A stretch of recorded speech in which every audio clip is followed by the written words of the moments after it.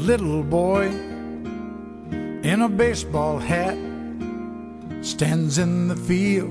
2012, if you haven't noticed, we did a lot of major work on the fields this year. This field was completely renovated, got the scoreboards up. That was my promise last year. Got it done. With the good weather we had in the wintertime, we were able to accomplish it. But I want to just mention one thing, is that I had a goal to get 1,000 kids playing in this league, and we broke 1,002 last week. So we got 1,000 kids playing baseball. We have 81 teams in this league. Some of these people that are out here in the seats, I'm going to introduce them in a minute. But back in when this league was first originated, there was 4 teams. So we've evolved all the way to 81 teams now, and it's great to see all these kids out here and the parents out here supporting them. We take pride in this league. We think we're one of the best youth organizations, not only in Elk Grove, but on the whole West Coast. And it's evident when we hold our Father's Day tournament. We have, last year we had 90 teams from Arizona, Idaho, Nevada, Oregon, Southern Cal, Central Cal come up and play in our fields up here. And nothing but compliments. So I appreciate all the board members that are all the help. And if you guys are board members out there, go ahead and raise your hands so people know who you are. We have 20 board members, and they've put in numerous hours to make all this happen. And without ado, I gotta announce that we want to thank again for the 7th consecutive year the Pride of Laguna Lions Club for cooking pancakes and everything. They come out, we got a good relationship going, so I want to thank those guys.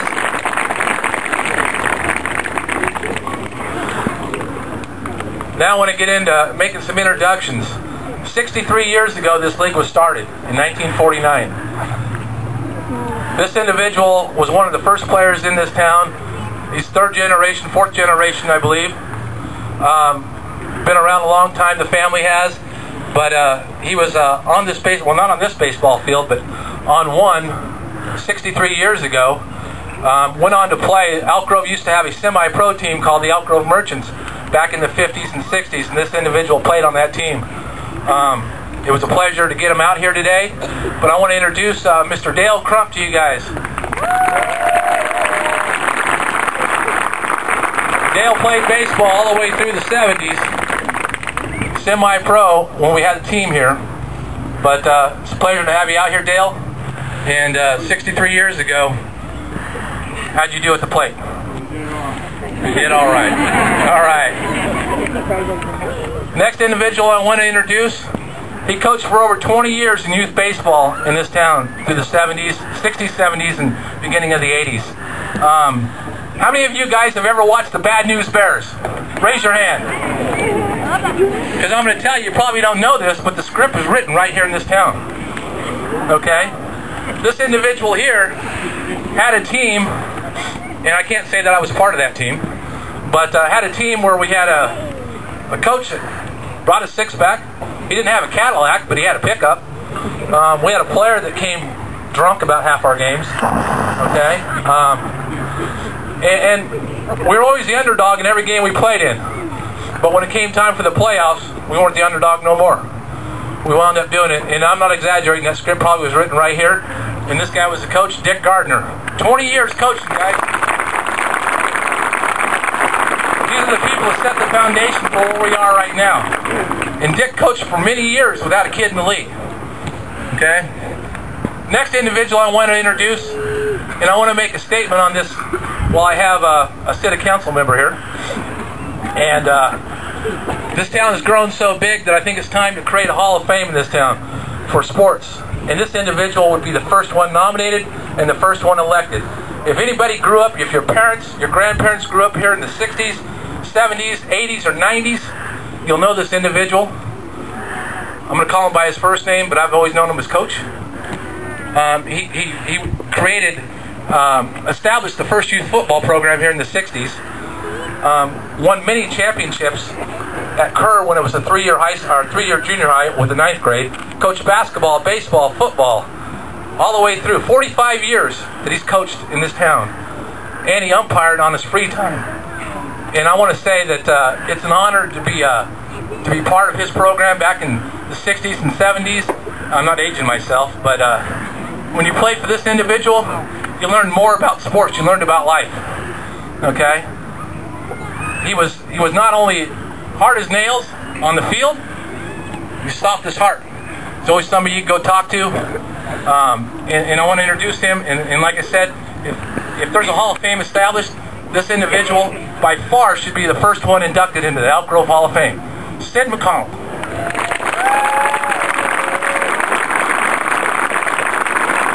His wife, June's accompanied him out here today. And I got to say this, for all that Sid did and all the hours that he put in, June and him been here how many years? 49 years in the same house. And June's been supportive of him for all those years. And Sid finally retired back in what year? 95. He retired after 45 years of teaching and coaching here in Elk Grove. Okay.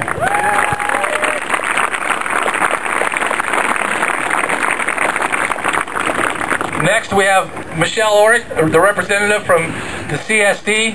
And with the CSD support, we were able to do all these projects and make these fields the premier fields that they are. And I can tell you this, is that we've had teams out here from Roseville, West Sac, anybody that's come from out of town just is in awe on these fields alone right here. Okay? And we're glad that we were able to accomplish it with their support and Michelle Orrick.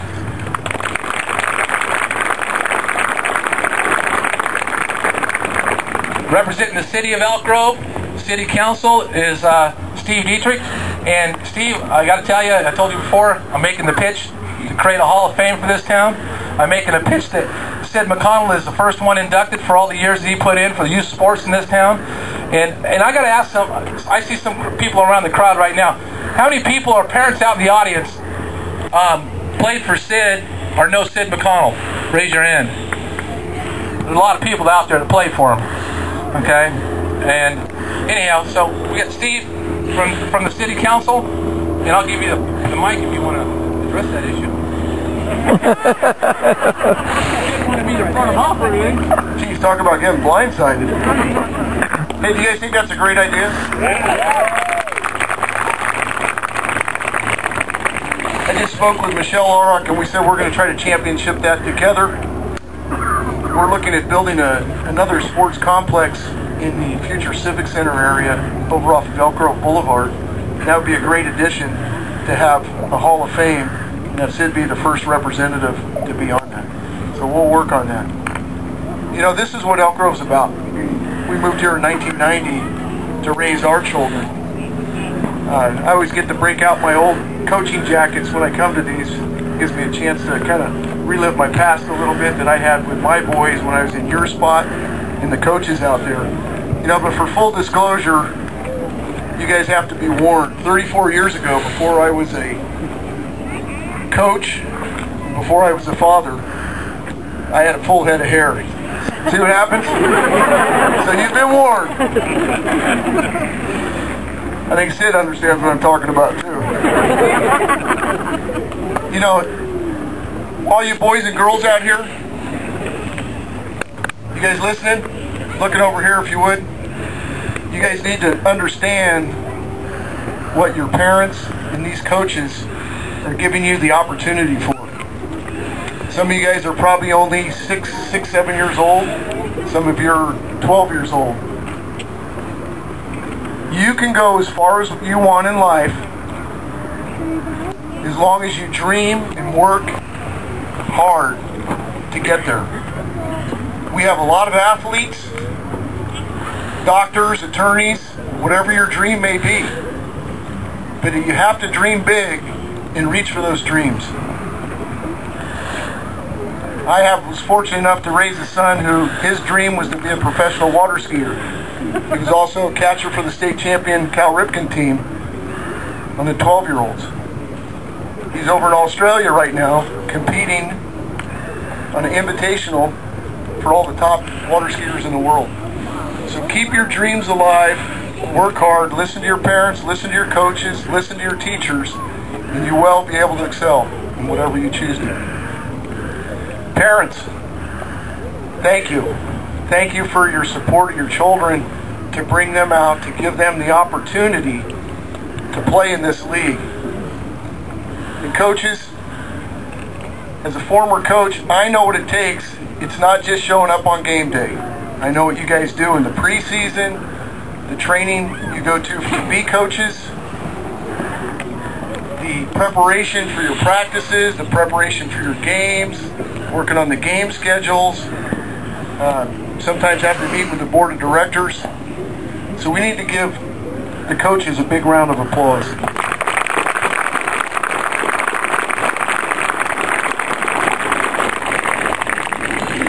And the last thing, I want all the boys and girls here to give your parents and your coaches a big round of applause, because without them, you wouldn't be out here today. Thank you, and have a great first game today.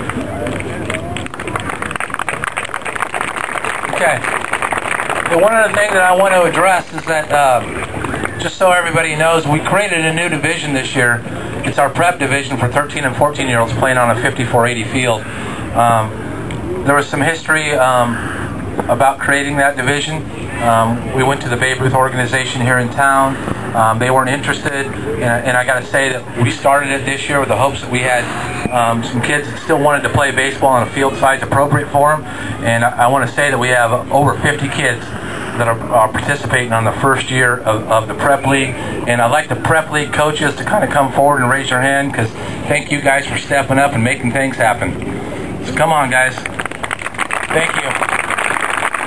Don, thanks. Okay, I'm going to turn it over to our Vice President, Josh Jordan, right now. Thanks, parents. Thank you, Dan, Steve, Michelle, and our honored guests for being here today. I'm excited. We put a lot of energy and work on a year-round basis, specifically over the last 4 or 5 months, to try to bring everything together to make this day happen. So after probably a couple thousand emails and another few hundred hours of time and energy amongst all of us in the league, I know we're excited to have this day happen. So that being said, I am now going to introduce the color guard for the California National Guard, the 645th Engineer Detachment. Please remove your hats.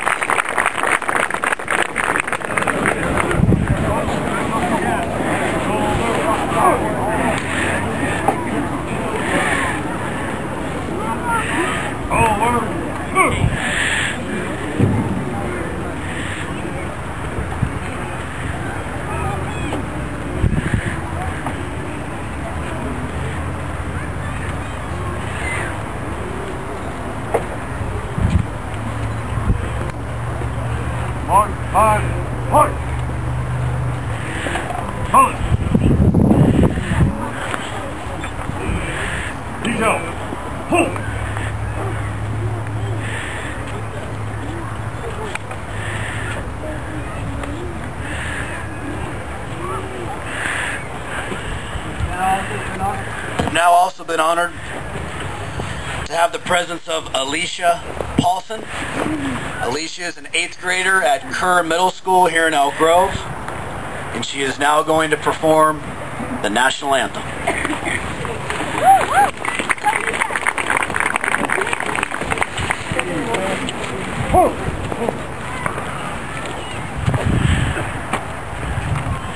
Oh, say, can you see by the dawn's early light what so proudly we hailed at the twilight's last gleaming, whose broad stripes and bright stars through the perilous fights o'er the ramparts we watched were so gallantly streaming, and the rockets regular, the bombs bursting in air, gave that our flag was still there. Oh, saints and that star-spangled banner get waved in the land of the free and the home of the No.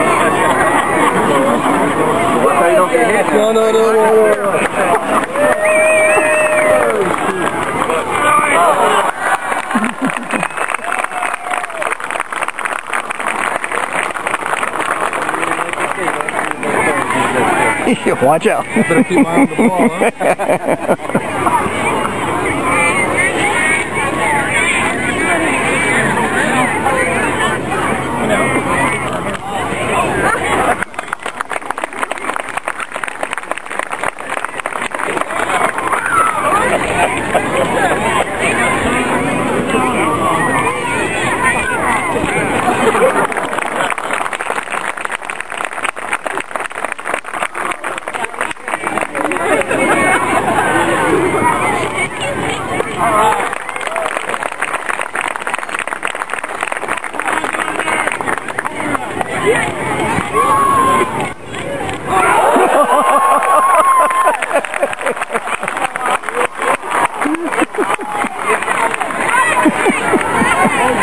Hey, we asked for a fastball, not a curveball.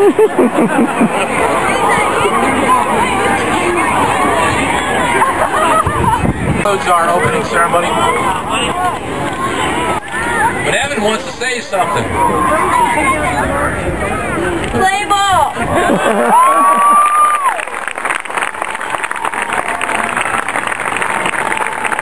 That concludes our opening ceremonies. I appreciate everybody.